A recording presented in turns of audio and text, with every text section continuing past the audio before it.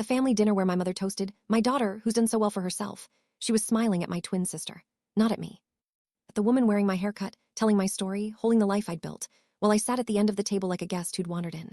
And I set down my fork and said, "Mom, ask her the name of the street we grew up on." The real one, the one only your daughters would know. The table went quiet. My sister's smile stopped moving. "Let me back up. My name is Iris Calloway.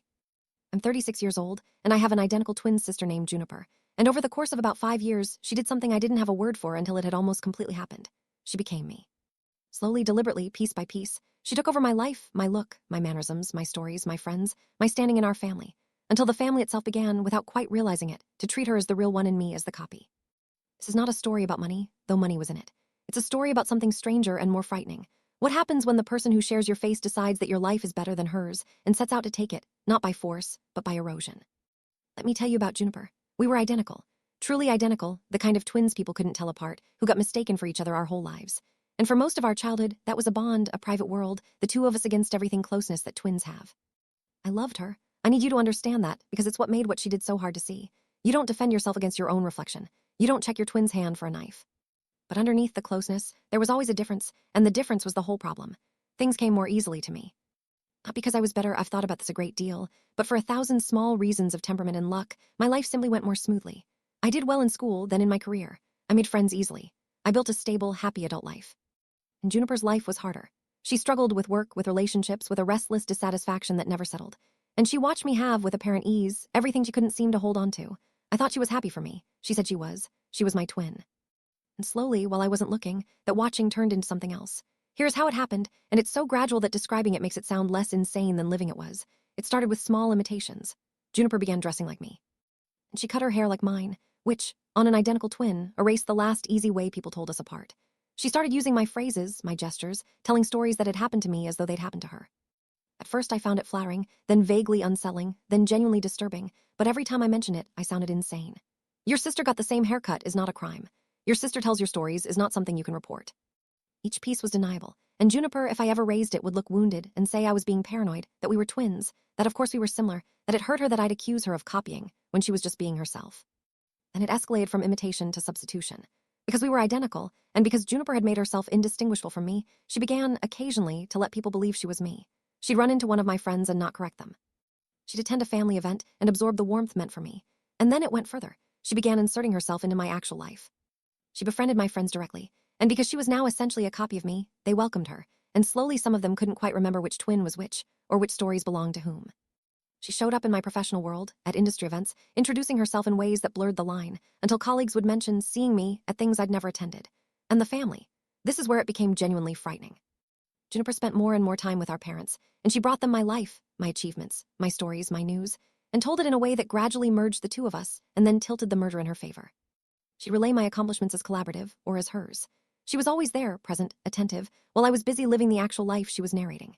And our parents, aging and not always sharp on the details, began to lose track of which daughter had done what.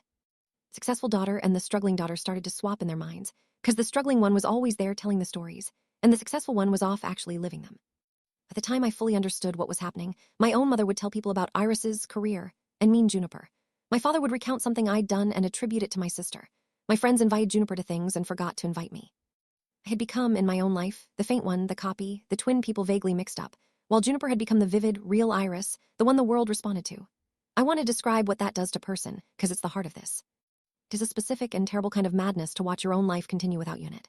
To be erased not by death or distance, but by replacement. To still be standing right there, while someone wearing your face receives everything that was yours. I began to doubt my own reality. When my mother called Juniper by my accomplishments, I'd think, am I remembering wrong? When friends treated Juniper as the one they were close to, I'd think, maybe I imagined how close we were. Juniper had not just taken my life. She made me doubt whether it had ever been mine. Here's the turn. For a long time, I fought it the wrong way by protesting, by insisting, by saying, that was me, not her, which only ever made me sound bitter and unstable, exactly as Juniper's whole method required. The more I claimed my own life, the more I looked like the jealous twin trying to steal my sister's. She'd flipped it completely. In the family's eyes, I was becoming the copy who resented the original. And then I understood something that changed my whole approach. Juniper could copy everything external. My look, my stories, my friends, my public life.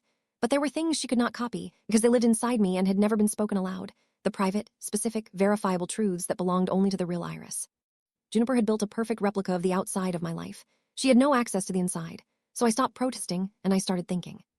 And I built a different kind of case. Not that accomplishment was mine. Deniable, he said, she said, but a set of private, checkable facts that only the true Iris could possibly know. Things that would prove which twin had actually lived our shared childhood and my adult life. The dinner gave me the moment. It was a family gathering, and Juniper was in full flower, sitting near our parents, holding court, being me.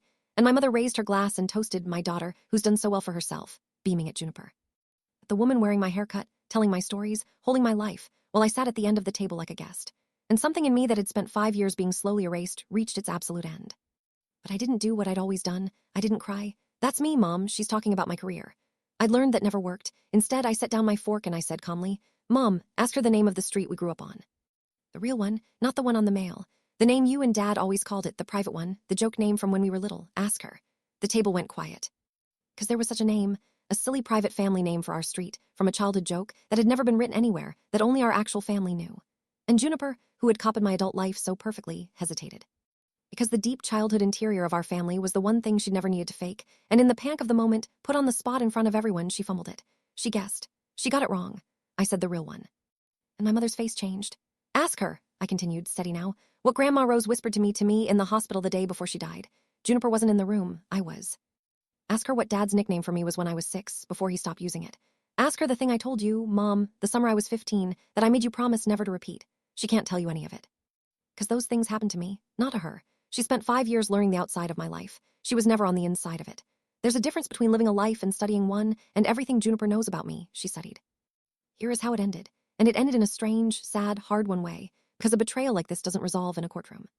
The dinner cracked the spell, not all at once, but it started the unraveling, because once my family saw Juniper fumble the private interior of our own lives while I held it effortlessly, they couldn't unsee it. Vivid Iris, who'd been sitting beside them for years, suddenly looked like a very good performance, and the faint twin at the end of the table suddenly came back into focus as the real one. My mother wept, that night and for a long time after, out of guilt for how thoroughly she'd let herself be confused, for every time she'd toasted the wrong daughter. Juniper did what she'd always done. She reframed, she wept, she accused me of humiliating her, of being obsessed with her, of trying to destroy her because I couldn't stand for her to have anything of her own.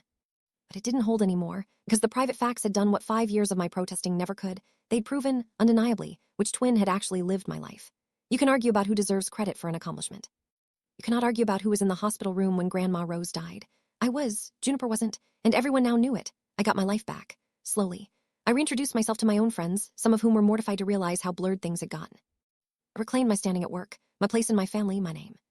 It took time to become vivid again after 5 years of being made faint, but I did, because it had always actually been mine. And reality, once it's allowed back in the room, is very hard to argue with. Juniper and I are not in contact now. This is the bittersweet part, the part that isn't a clean victory. She was my twin, my first companion, the other half of a private childhood world, and I loved her. And I grieved the sister she was before whatever hunger in her decided that my life was better than the work of building her own. I understand, a little, how it happened. How a lifetime of watching things come easier to the person who shares your face could turn into wanting to simply step into that face and live there. I understand it, and I could not stay in relationship with it, because a person who tries to erase you is a person you cannot be near, even when you love them, even when they have your eyes. She got help, I'm told, eventually. I hope it's true. There was something genuinely unwell in what she did. A person who dissolves their own identity into someone else's is not simply cruel, they're lost. I hold that alongside the anger. Both are real. For 5 years, my twin sister slowly became me, until my own family toasted her by my name, and I sat at the end of the table like a stranger. She copied everything she could see. My face was already hers. She took my haircut, my stories, my friends, my life. She built a flawless replica of the outside of me. She just never understood that a life isn't the part other people can see. It's the part only you were there for. And that part, the hospital room, the private street name, the secret I made my mother keep, was the one thing she could never study her way into. I didn't win my life back by shouting that it was mine. I won it back by remembering the things only its actual owner could know. Turns out the self isn't your face, or your job, or even your name. It's your memories, and those were always only mine.